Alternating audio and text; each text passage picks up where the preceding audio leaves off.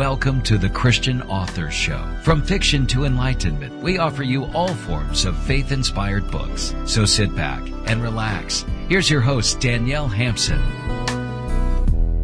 Hello and welcome back to the show. This is your host, Don McCauley, sitting in for Danielle Hampson. Today we're welcoming the program author Wendy Joseph, and Wendy is the author of The Witch's Hand.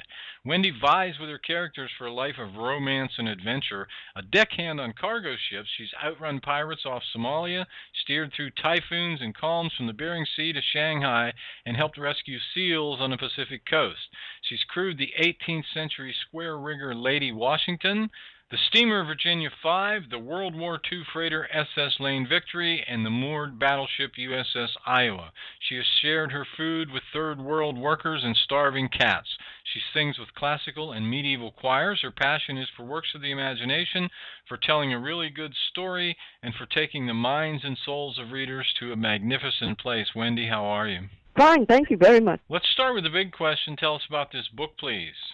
Well, it's the thinking person, sword and sorcery. It's got a bit more depth than your average hero must conquer the evil sorcerer and save the princess. It's got 3D characters, not just the good guys and the bad guys. The hero is really messed up. The villainess, Malaxia, the quote, bad witch, unquote, is more like a tragic heroine. The little hero, Liana, the young witch, is very much an enigma. She doesn't want to be a witch. She has to decide if this is really what she wants to do, even though she's got, she's kind of like Darth Vader when he's a kid, quite a lot of power and doesn't quite know what to do with it. So who did you write this book for specifically? I had the high school and college age audience, so I think it's got broader appeal naturally. Anyone who likes a good story. I tried to, that's my sole purpose as a storyteller is, of course, to tell a good story. So would you say there's any type of central message or perhaps underlying theme that runs throughout the book? How do you handle evil? And how do you handle power?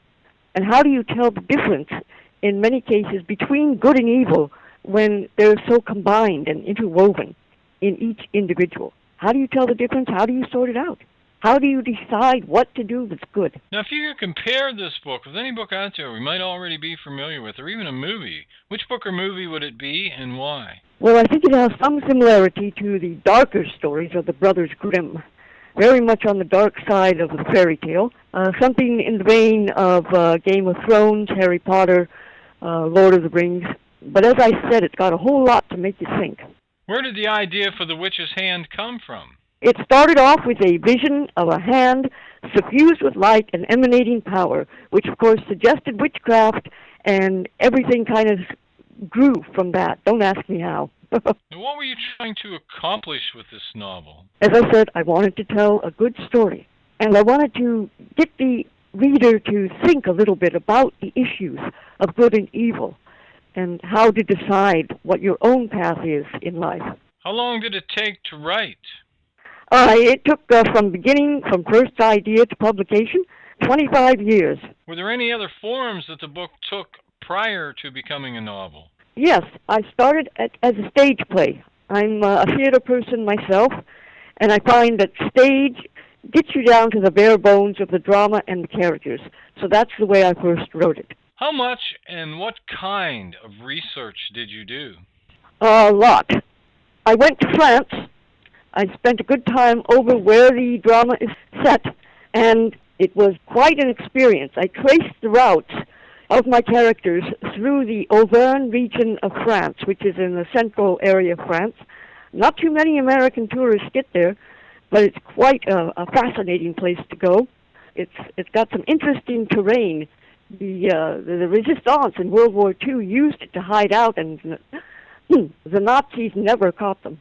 If you take a map of France and read the book, you can follow the characters' routes very accurately. If you read the book and look at a map of France, you can see exactly where they went. Plus, it was a bit of a joy when I went back to Paris to consolidate my research, and there I was, American expatriate writer in Paris, like Hemingway and Fitzgerald and Gertie Stein, and that was fun. What got you into medieval France? Well, the subject of the story. I don't write I don't intend to write in any one genre. The story itself will dictate what that genre is.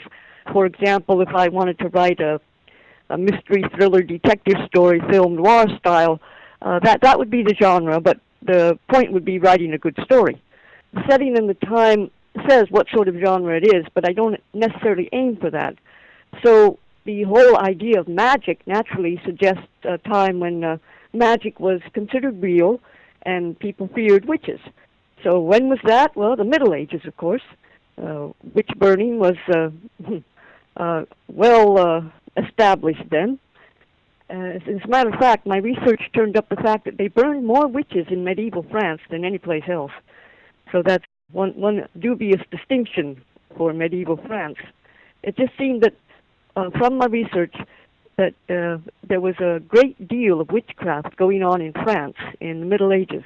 So that's what decided where and when it was going to be set. Why did you portray the Witch's Hand's four main characters as you did?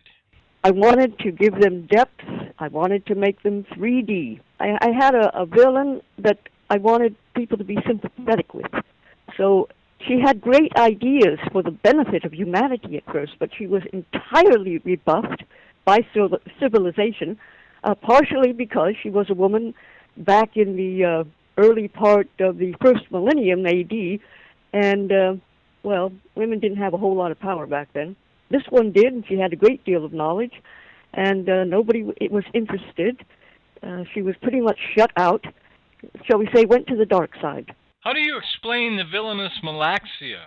She wanted at one time to help humanity, but since the human race has rejected her and her powers, she can only think of a future time when maybe people will be more enlightened, and for that purpose, she needs to train an apprentice to carry on after she's gone. So she chooses Liana, a young girl who has a great deal of potential in witchcraft, but she doesn't know it.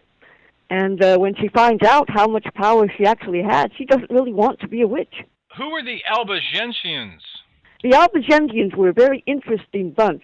Back in the early 13th century in France, they were something like Puritans, but with a few distinctions. They gave women the same rights as men. That was one of the big things. They did not recognize the Catholic Church. As a matter of fact, they wouldn't have called themselves any church. It was very much more of an individual thing, kind of like what the Puritans had with, any individual can read the Word of God and decide what it means for himself, rather than have it handed to them on a platter by the church. These people believed in making up their own minds.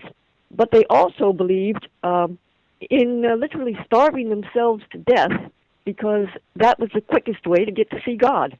So they had a few idiosyncrasies. Was St. Dominic really in France at the time? Yes. We know that he was a wanderer, that he went to Italy and France. He was originally from Spain. He was from a very noble family in Spain. But when he went through France, he challenged the Albigensians. This is historical fact. He challenged the Albigensians to public debates where they would discuss in public the issues in which the Albigensians differed from the church. They didn't burn them. This was before the Inquisition. It was a very interesting time in the church.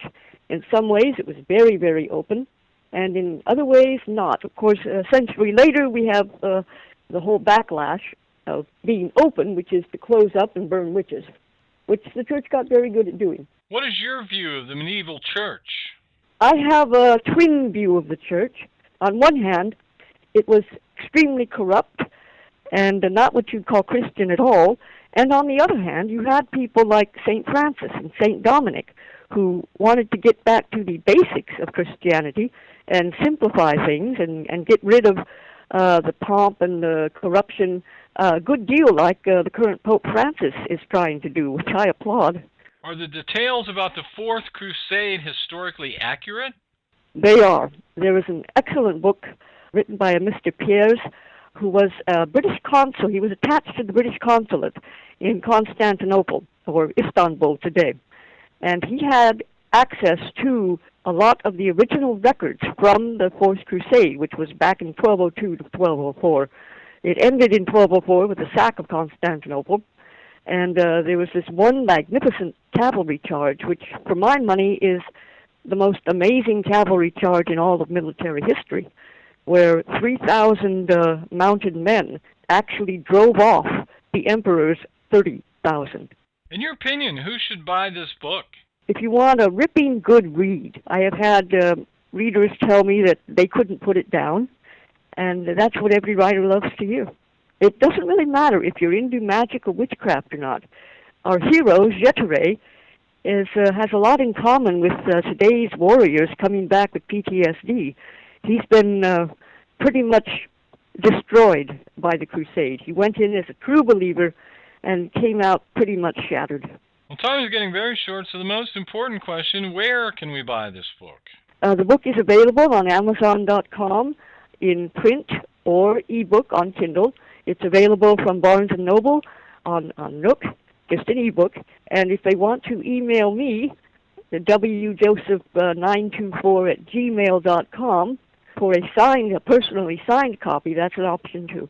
This has been just great. Our guest today has been Wendy Joseph, and Wendy is the author of The Witch's Hand. Wendy, thanks very much for being with us today. Thank you very much. This is Don McCauley wrapping up another edition of The Christian Author Show. If you're an author and would like to be a guest on the show, visit www.thechristianauthorshow.com, fill out the form, and we may be contacting you shortly. To learn about how you can participate in the 50 Great Writers You Should Be Reading contest, visit our awards site at 50greatwritersyoushouldbereading.com. To receive book marketing tips, articles, and learn about author book marketing success stories, sign up for our free monthly newsletter at theauthorshownewsletter.com. And for even more tips, visit Book Marketing, the Authors Marketing Powerhouse at www.theauthorsmarketingpowerhouse.com. We look forward to seeing you here next time on The Christian Author Show. Thank you for listening, and tune in next time for another great book on The Christian Author Show. To find out more about the show, visit thechristianauthorsshow.com.